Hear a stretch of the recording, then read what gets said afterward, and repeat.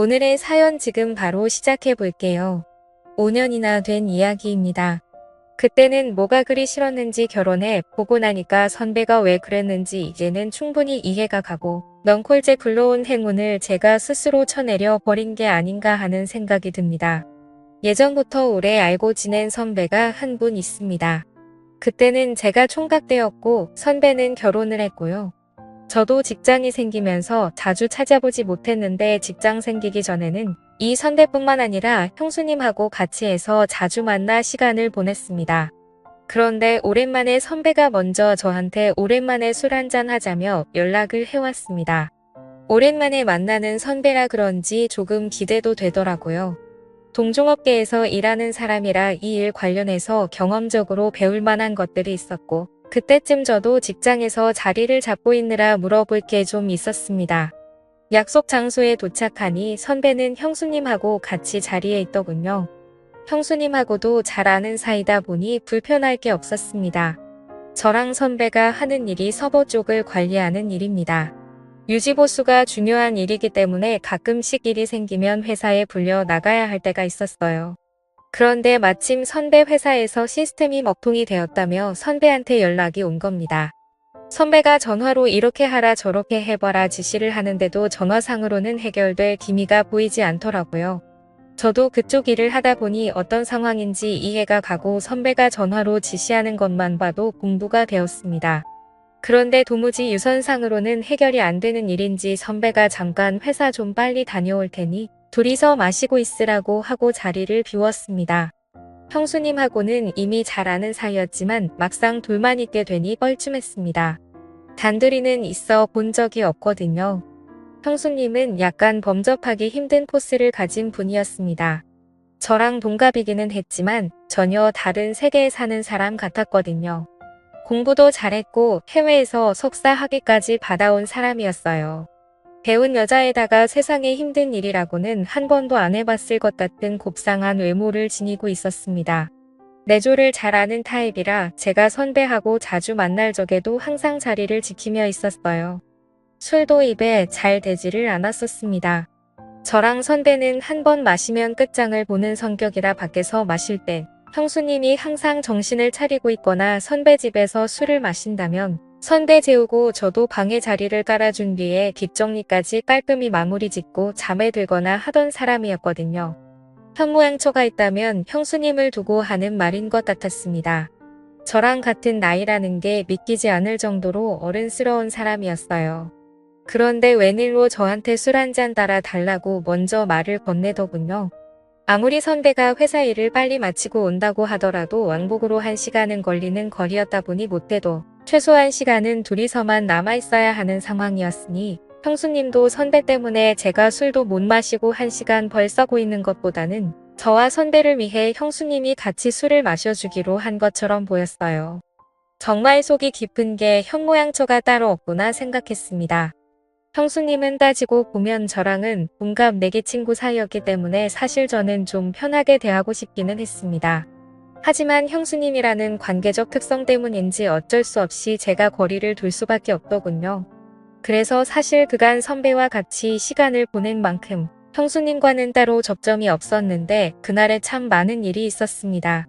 형수님하고는 단둘이 대화를 단 30초도 나눠본 적이 없었는데 그날 술 한두 잔 부딪히면서 이야기를 나누니 동갑이라 그런가 이야기가 잘 통하고 코드가 잘 맞았습니다.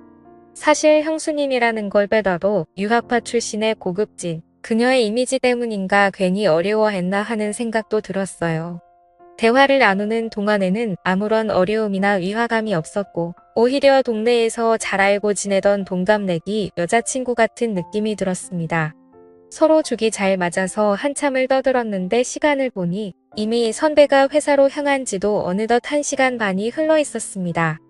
형수님도 선배가 생각보다 늦으니 전화를 했는데 선배는 금방 끝난다면서 둘이 괜찮으면 좀 더 마시고 있으라고 하더군요. 조금 이르게 만나서 그때가 밤 10시쯤밖에 되지 않았고 형수님은 술을 잘 못하는 관계로 천천히 꺾어 마시고 있었기에 저도 술 기운이 그렇게 오르지 않은 상황이었습니다. 둘이 있는 게 생각보다 불편하지 않으니 조금 더 기다리는 건 문제가 없겠다 싶었습니다. 그런데 또 한 가게에서 거의 3시간을 넘게 있었고 형수님이 술을 천천히 마시고 안주도 잘 안 먹다 보니 다른 가게로 옮기는 게 민폐가 아니겠다 하는 생각도 있었어요. 주 정도 소주 맥주를 마시는 것보다 형수님이면 와인 같은 걸 좋아하지 않을까 싶어서 자리를 옮기자고 권했습니다. 형수님이 조금 취했나 느낀 게 이때쯤이었는데 목소리에 코맹맹이 소리를 섞기도 하고 눈을 떼슴치를 하고 긴 머리를 뒤로 뭉치며 웃는데 평소와는 사뭇 분위기가 다른 게 느껴졌습니다. 형수님이 먼저 좋다고 자리를 옮기자고 했고 근처에 있는 와인 바로 자리를 옮겼습니다. 조금 프라이빗하게 방형식으로 되어 있는데 조명이 불긋불긋한 곳에서 형수님을 보니 분위기가 묘하더군요. 간단한 치즈 안주와 함께 도수가 제일 약한 와인으로 주문을 했습니다.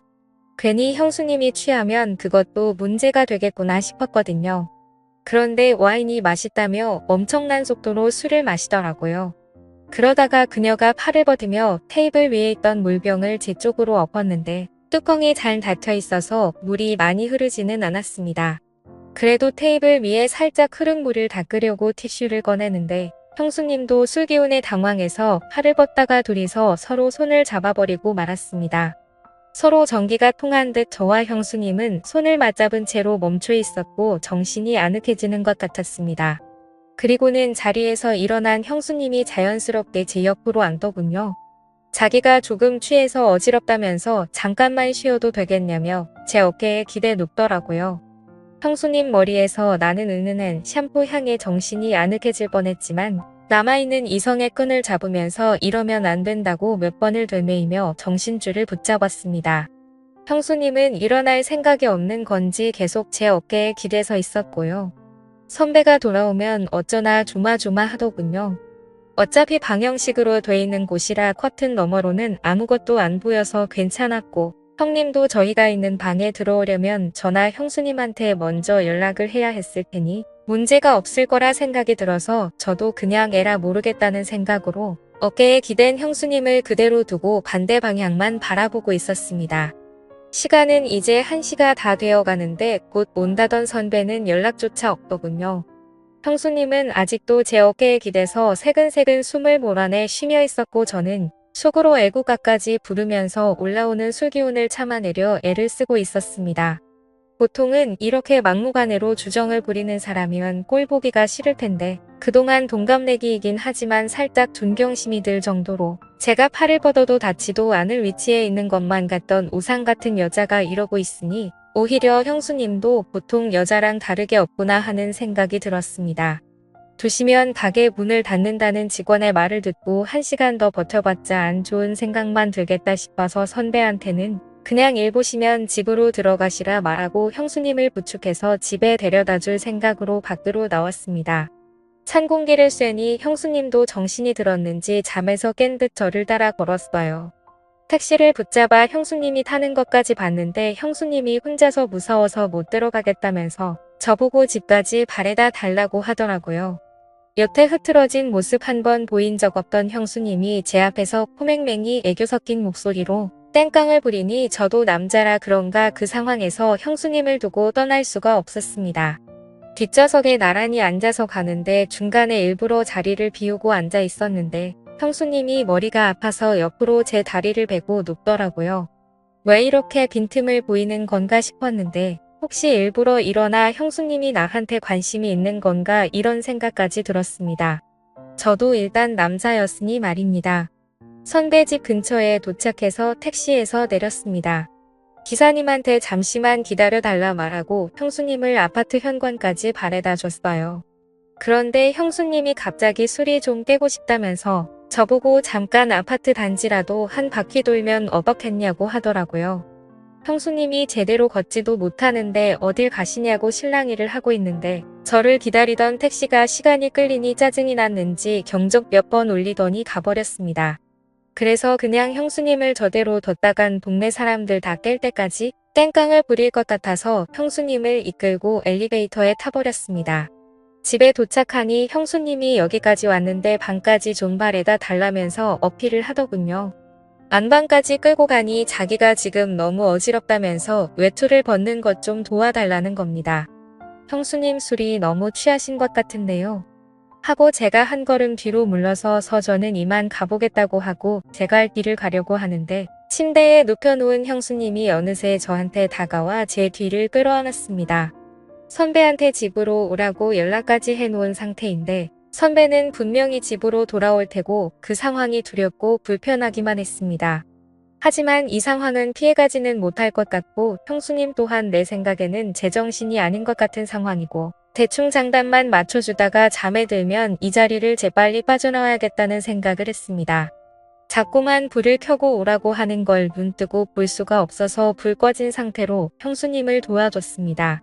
어두컴컴한 방 안에서 달빛 같은 옅은 조명 때문에 오히려 불이 환한 것보다 더하다는 느낌이 들었습니다. 그때는 정말 저도 더는 참을 수가 없겠더라고요. 그래서 형수님을 확 밀치고 저는 가보겠다고 하고 후다닥 도망 나왔습니다. 그 고상하고 조용했던 내가 알던 형수님이 맞나 싶더군요. 엘리베이터가 꼭대기층에 가 있어서 한참을 기다렸는데 혹시나 형수님이 따라 나오지는 않을까 콩닥콩닥 심장이 뛰더라고요. 평소에 형수님을 현모양 저의 표본이다. 나도 결혼하면 저런 사람과 결혼을 하고 싶다 하는 생각도 갖고 있을 정도로 흠모하던 사람이었으니 한편으로는 이대로 끝내지도 않고 가버리는 게 아쉽다는 생각도 들었습니다. 하지만 선배를 하루 이틀 보고 말 사람이 아닌데 어떻게 그러냐 싶어서 엘리베이터를 기다리면서도 자꾸 고개가 뒤로 돌아가더군요. 아파트를 나서면서도 혹시나 선배가 돌아오지는 않았을까 두리번대면서 나왔습니다. 잘못한 것도 없는데 괜히 잘못을 한 건가 죄를 지은 느낌마저 들었지요. 한참을 두리번대고 있는데 뒤에서 누가 저를 불러 세우더라고요. 너 뭐하냐 하면서 저를 부르는 선배였습니다. 심장이 멈춰버리는 줄 알았지요.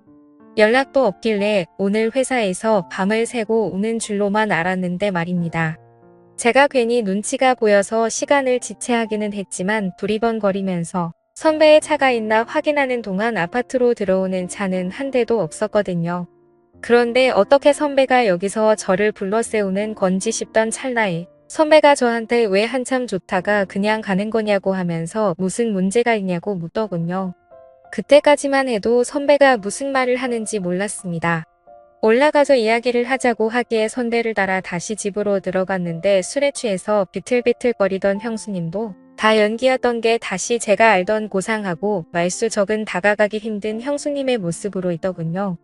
저는 그때까지만 해도 무슨 상황인지 몰라서 선배가 돌아와서 아무 일도 없는 척 연기를 하고 있는 거라고 생각했습니다. 하지만 선배는 저한테 충격적인 이야기를 꺼내더군요. 너는 아직 결혼을 안 해봐서 모를 거라고 말하면서요. 사람이 매일 똑같은 밥만 먹으면 질리지 않겠느냐면서 가끔은 양식도 먹고 중식도 먹고 하는 게 그 이유인 건 알고 있지 않느냐고 설명을 하더니 결혼한 사람들도 똑같다는 겁니다. 가끔씩이지만 이런 상황도 필요하다고요. 형수님이 저를 그동안 동갑내기이기도 하고 특별하게 봐온 게 있어서 말한 건데 제가 이렇게 정직한 사람인 줄은 몰랐다는 겁니다.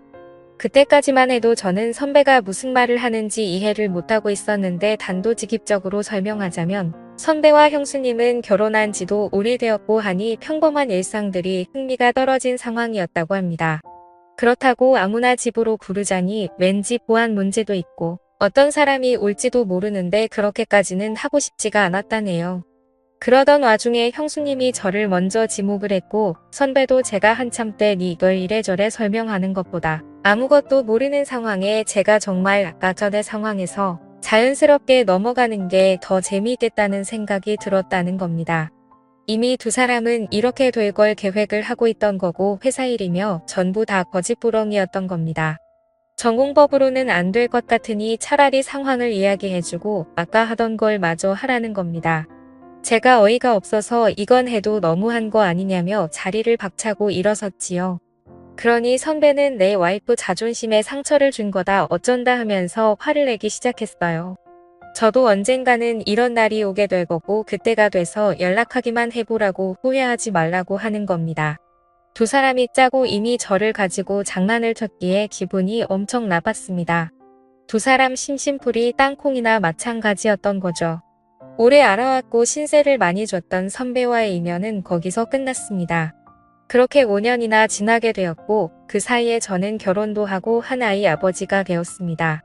그리고 요즘은 선배가 그리고 형수님이 왜 그렇게 한 건지 충분히 이해가 갑니다. 그때는 제가 정말 그 어떤 유혹에도 넘어가지 않는 자랑스러운 사람이라고 생각했는데 선배와 똑같은 처지에 놓이고 나니 저도 모르게 일탈을 꿈꾸게 되더군요. 이제는 이해가 됩니다. 그리고 그때 아무 행동도 하지 못했던 제가 다 부끄럽고 바보 같다는 생각이 드네요. 오늘의 사연은 여기까지입니다. 긴 사연 끝까지 들어주셔서 감사합니다.